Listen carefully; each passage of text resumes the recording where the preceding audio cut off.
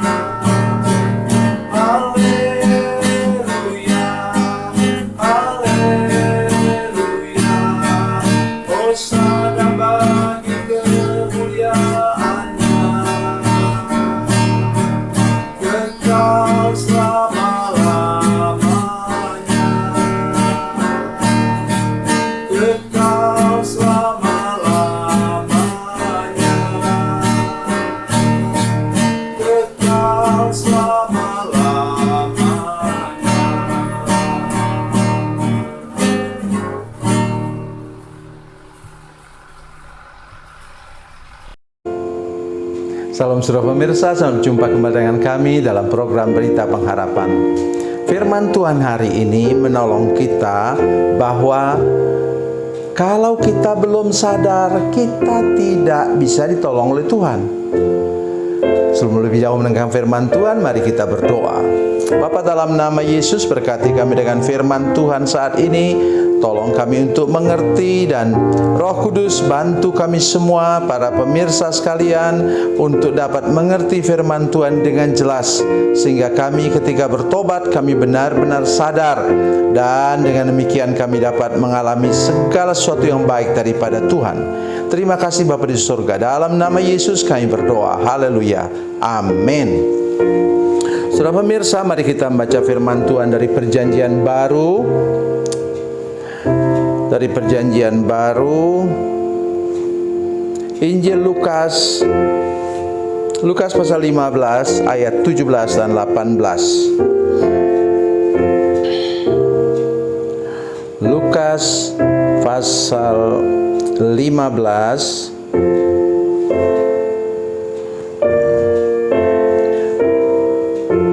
ayat 17 dan 18. Demikian bunyi firman Tuhan.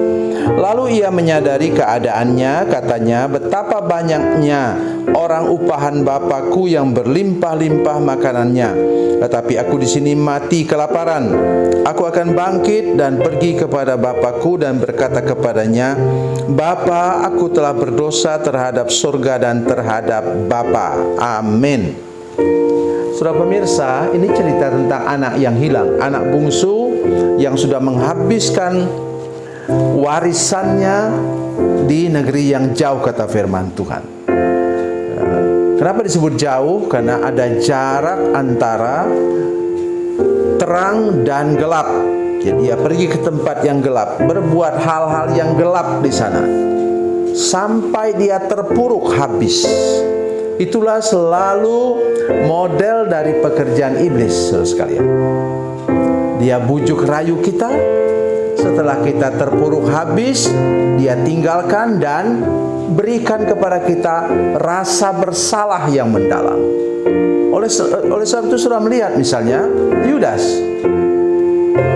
Iblis bujuk-bujuk, enak punya uang, dan sedemikian rupa, dan sampai dia mengkhianati gurunya yang sudah menghidupi dia selama 3,5 tahun. Tetapi kemudian apa yang terjadi, saudara sekalian? Sesudah dia melihat Yesus dihukum mati, iblis mulai taruh rasa menyesal yang keliru. Dia menyesal, dia lemparkan uang 30 keping uang perak itu, sudah tahu, sebenarnya dia mau lempar kepala imam besar, tapi ditangkis, kemudian jatuh ke sana. Lihat usahanya gagal semua, maka dia pergi ke sebatang pohon, dia gantung diri dan mati di sana. Itu seperti itu model dari pekerjaan iblis di sini juga, dan modus itu sama persis sampai sekarang untuk semua orang, termasuk untuk saya juga. Oleh karena itu, hari ini mari kita mulai sadar. Apa kata firman Tuhan di sini?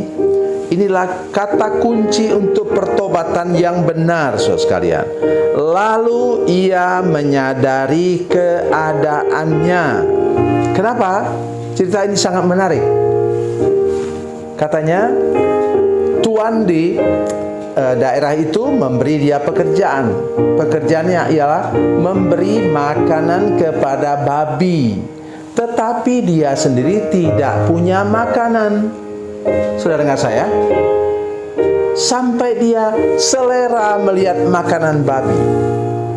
Kalau sudah melihat makanan babi kami di kampung, sudah tahu bahwa itu juga bisa membuat kita menjadi selera. Apa itu? Singkong campur batang pisang, campur dengan keladi, campur dengan kangkung atau segala macam. Jadi dia selera, dan dia mau coba minta kepada babi itu, tapi babinya bilang mau terkam dia. Artinya, saudara sekalian, iblis membuat hidup kita lebih rendah daripada babi. Ya. Saya sifat babi, saudara bisa mandikan dia, hiasi dia, kasih dia lipstick, kasih dia kacamata hitam bagus, kacamata, kasih dia baju. Setelah lepas dia kemana dia pergi? Ke kubangan. Oleh sebab itu, untuk lepas dari sana, satu tadi kata firman Tuhan, ia menyadari keadaannya, ayat 17. Harus sadar, pertobatan datang dari dalam hati batin kita, saudara sekalian. Tidak cukup hanya didorong-dorong orang, atau kita dengar khotbah pendeta yang keras. Antara dua kemungkinan orang dengar khotbah pendeta yang keras, seperti khotbah saya. Orang satu, orang katakan, tidak mau saya ke gereja itu lagi selama-lamanya. Habis, tidak kesempatan lagi untuk bertobat. Tapi ada juga yang bertobat karena takut masuk neraka. Tidak cukup, saudara sekalian. Tidak cukup. Kalau kita bertobat, kita harus tahu bahwa hidup kita selama ini menyakiti hati Tuhan. Dalam hal ini, anak ini menyadari dia menyakiti hati bapaknya. Sesudah itu, sebelum melangkah, harus ada kebulatan tekad. Mari saudara lihat ayat 18. Aku akan bangkit dan pergi kepada Bapakku dan berkata kepadanya, Bapa, aku telah berdosa terhadap surga dan terhadap Bapa. Itulah sebabnya dalam ilmu konseling, ilmu bimbingan rohani itu ada prinsip di mana kita harus sebut dosa kita 1, 2, 3, 4. Galatia 5:19 sampai 21 mengatakan bahwa ada 15 dosa di sana. Saya selalu tanyakan begini. 1, perbuatan daging telah nyata, yaitu percabulan, kecemaran hawa nafsu, penyembahan berhala, sihir, perseteruan, perselisihan, iri hati, dan macam-macam. 15. Saya sebutkan. Saya katakan, coba kamu baca sendiri dalam hati, coba catat dalam pikiran kamu. Ada berapa banyak yang sudah pernah kamu lakukan? Kalau dia katakan begini, tidak ada, Pak. Udah, doakan, suruh dia pulang. orang ini belum menyadari keadaannya. Karena itu dia tidak bisa bertobat. Tapi kalau dia katakan, Pak, bukan saja 15, ini kan di ujungnya ada dan sebagainya. Tidak terhitung apa yang saya lakukan. Nah, kalau begitu, teruskan untuk orang ini supaya dia seperti anak yang hilang di sini mengatakan apa? Bapa, aku telah berdosa terhadap sorga dan terhadap Bapa. Bentuk daripada salib apa? Vertikal dan horizontal. Itulah yang akan membawa saudara kepada keselamatan dan hidup yang kekal.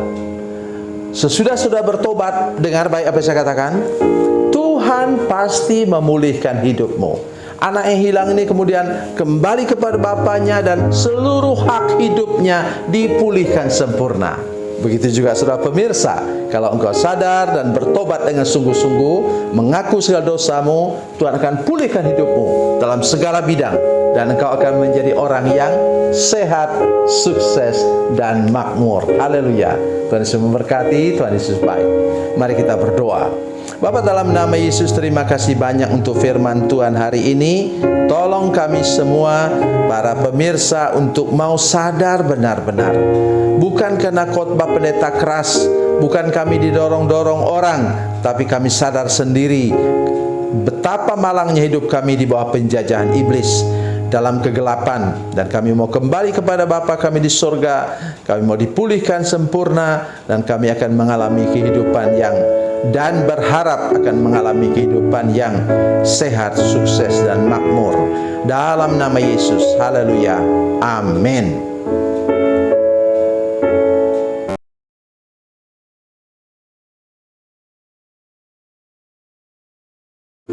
Salam saudara pemirsa, mengakhiri program ini, saya mohon kepada saudara-saudara pemirsa sekalian untuk bila saudara menyaksikan program ini melalui channel YouTube, maka tekan subscribe dan bunyikan lonceng.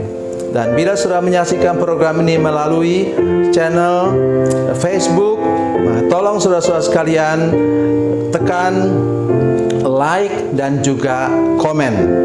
Dan demikian pula bila sudah menyaksikan program Makanan Bergizi hari ini yang tertulis, maka tekan yang sama juga, tekan like dan tekan komen.